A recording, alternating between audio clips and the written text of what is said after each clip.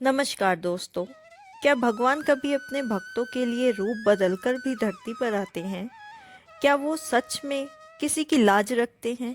आज मैं आपको एक ऐसी ही चमत्कारी कहानी सुनाने जा रही हूँ, जहाँ स्वयं श्री भगवान विष्णु ने एक गरीब धोबी की ईमानदारी बचाने के लिए रात के अंधेरे में चमत्कार किया। बहुत समय पहले एक छोटा सा गांव था, नदी के किनारे बसा, शांत और सरल। उस गांव में धनिया नाम का एक धोबी रहा करता था। वह बहुत मेहनती था, पर उससे भी ज़्यादा ईमानदार था। राजा के महल के कपड़े भी वही धोया करता था।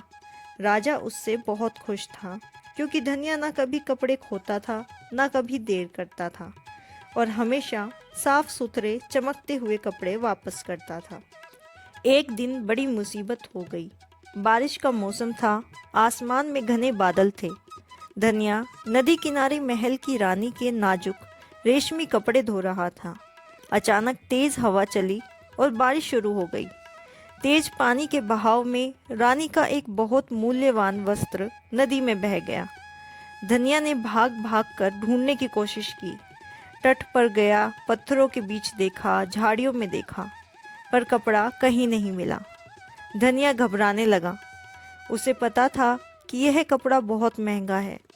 अगर वह नहीं मिल पाया तो राजा उसे सख्त दंड देगा। धनिया निराश होकर घर लौटा, पर सो नहीं पाया।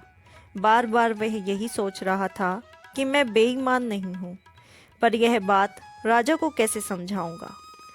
आखिरकार उसने भगवान की मूर्ति के सामने बैठकर आंख बंद की और बोला, हे भगवान विष्णु, मैं गरीब हूँ, पर मेरा दिल साफ है। मेरी लाज रख लो प्रभु, मैं आपकी शरण में हूँ। उसके आंसू मूर्ति के चरणों पर गिरते हैं। रात के करीब 2 बजे धनिया के दरवाजे पर दस्तक हुई। उसने सोचा, इतनी रात को कौन आया होगा। उसने डरते डरते दरवाज़ा खोला। दरवाजे पर एक नीली आभा में चमकता हुआ पुरुष खड़ा था। चेहरा तेजमयी, आंखों में दिव्यता। लग रहा था जैसे कोई साधारण इंसान नहीं है। उसके हाथों में वही रानी का वस्त्र था।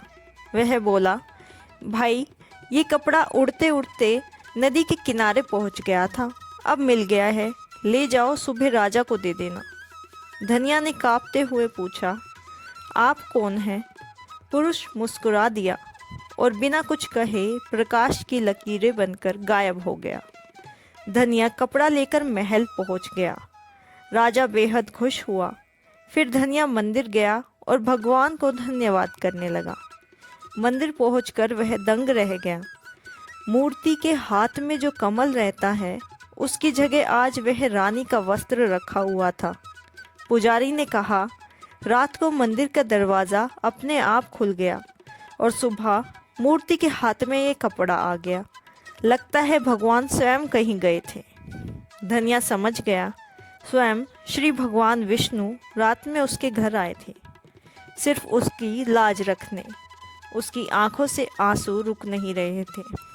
इस कहानी से एक बात साफ हो जाती है, भगवान देर से आते हैं, पर अपने सच्चे भक्त को कभी अकेला नहीं छोड़ते।